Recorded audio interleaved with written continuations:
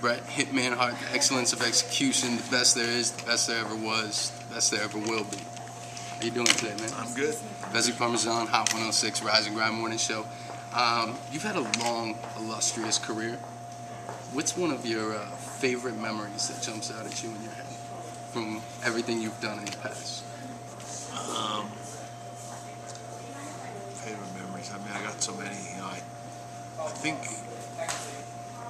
for me, I like going back and seeing more and more. I'm always interested, more tuned into some of the old Hart Foundation stuff. Me and Jimmy. Back with the anvil? Some good classic stuff that you don't see anymore. I know they got lots more in the archives that you don't see anymore. We were really a unique team for you guys a lot were. of different reasons. You were the excellence of execution. He was a brute.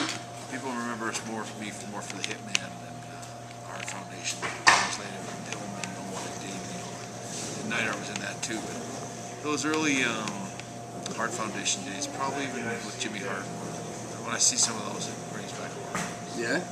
Okay, well that kind of leads into my next question. You were at the top of the game for so long, and you know, you were there for the big generations when it really jump-started in the 80s, when Hulk Hogan was kind of the face of the organization, and then you took over with Shawn Michaels, and then kind of led the way in for Stone Cold Steve Austin and The Rock. What was your favorite generation that you got to work with throughout that entire time? Well, time period, you mean? Like Yeah. my favorite time period? I always liked that last year in '97. Yeah? The whole Hart Foundation period it was really unique in the fact that we were good guys in Canada, bad guys in the States. And it was fun to pull the strings on that every couple of nights. Yeah. It was unique for both sides. Like I know guys like Steve Austin and you know, just the guys that I worked with in that period. It was a really interesting kind of challenge to go out there and see not really know what was going to happen. Like I know in New York in the Garden, for example, even at the height of my heel turn back then, all the stuff I said about America, they still love me in New York. They still cheer the heck out of me. So. Nice. Do you have any regrets about doing any of that stuff, turning heel or anything like that? No, not really. But I have some regrets about the whole thing that happened with Vince and all that. And looking back on it years later, not that I would change anything I did, because I just wouldn't. Yeah.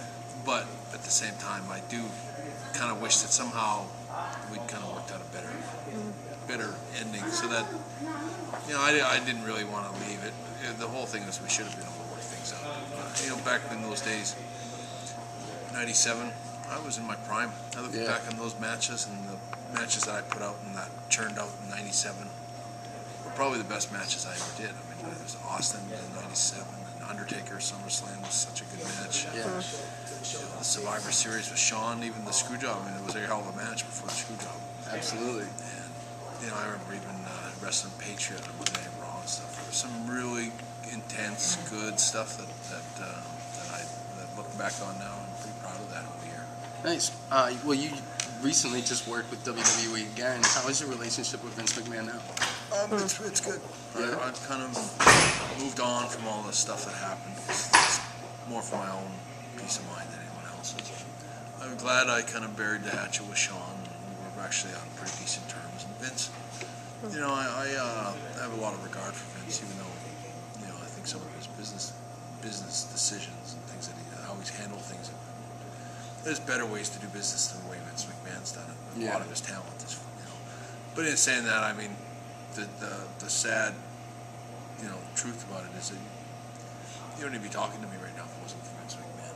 So you got to just acknowledge, you know, you owe a lot to the guy, and he did a lot for me. And most of my career was really positive and really good. I have a lot of great memories there.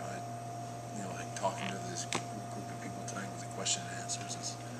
I can just go on all night talking about Owen and Mick Foley and everybody. I have so many good memories. It's like I can just churn them out. I could probably talk for hours about it. Yeah. Now, what is your personal opinion on the state of professional wrestling today? Because I mean, a lot of people look back and they say that the heyday was back. You know, when you were, you know, the '97 era when Stone Cold was there, The Rock was coming up, and just that generation right there. What do you think about that personally? I think that wrestling, the WWE talent, and the wrestlers that are out there today are excellent. They're really, really good. And some of them are as good as they've ever been. So I don't think that I don't, I don't have any issue with the wrestlers today. They're doing some really innovating, great moves. The pace and the athleticism that they're doing today is great. But I will say that they're all look like cookie cutter. They all look the same. Everyone's got six-pack abs, and I really wish they'd just get a King Kong Bundy here and there, just so we can have some, change it up a little. Some size. I'm so sick of Yokozuna something. I'm so sick and tired of the slick little bodybuilder bodies. And it's like, okay, it was nice and for a while, but give me Kamala. Give me some meat on my bones. Yeah. I hear you. Gotta mix it up. And I think that the wrestlers today, the problem isn't the wrestlers. It's the office that's directing the wrestling. They're not doing a good enough job of. I don't think they understand the talent that they got. Right. They got a lot of talent. Sometimes I can pull my hair out watching the TV and go, geez, they got some great talent, and the shows are so the same every week. I'm so sick of everybody. I'm so sick of all the characters they got. Yeah. And some of them are great, but I tell you, I think that the wrestling industry, if not WWE, which is basically the industry itself, they're waiting for the next guy to pull the sword out of the stone. Yeah. Waiting for their next, after Hogan, like in the 80s, they had to find somebody to pull the sword out of the stone. And I've always felt that I was the guy. Like I was suddenly the wrestling business shifted, and it was a case of Bret Hart was called upon to take wrestling in a new direction, life after Hulk Hogan, because Hulk was such a huge part of everything in the 80s, everything, the kids in Hulkamania was huge, bigger than anything that anyone's ever seen before. Yeah. They had to find a new way to go, and I didn't even know that it was me at the time, but I look back on it now, and it was me to pull the sword out and say, okay, we're going to go a different way. It's not going to be about the steroids and the bustle-bound 6'8" giants and stuff. It's going to be about the wrestling and the guy that makes people love wrestling again. And in doing that, I went through the Bret Hart period of the wrestling, and I think I really kind of maintained them. As people sometimes try to categorize me or talk about me as being a guy that never drew money, but that's not true. I drew a lot of money, and business wasn't what it was with Hulk Hogan, but it's never been like that ever again. Right.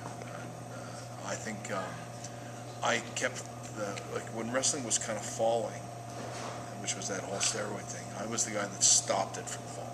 Right. It just stayed nice and kind of went evened up. I went steady for really. I think of my run. I won the title in '92. I basically had 5 years on top, and I think I had a lot more left even when I got screwed over at the end. But I was in a good position, and I did a good job. And I think that the next guy after that came was Austin, who was totally different than me, and was that next kind of that whole attitude thing was great. And that took wrestling in another direction. And Rock and everyone, people have done their part. They all had different. They're waiting for the next big superstar. I don't know who he is. Yeah. But he's out there. There might be some guy in a wrestling school right now that's going, I hope I make it. But somebody's going to come along. Somebody always does. Yeah. Might not be for another 5 years. Maybe. But the wrestling needs a new star. Somebody, a new gimmick and a new something that brings back. And I probably wouldn't hurt to have a guy that's a wrestler.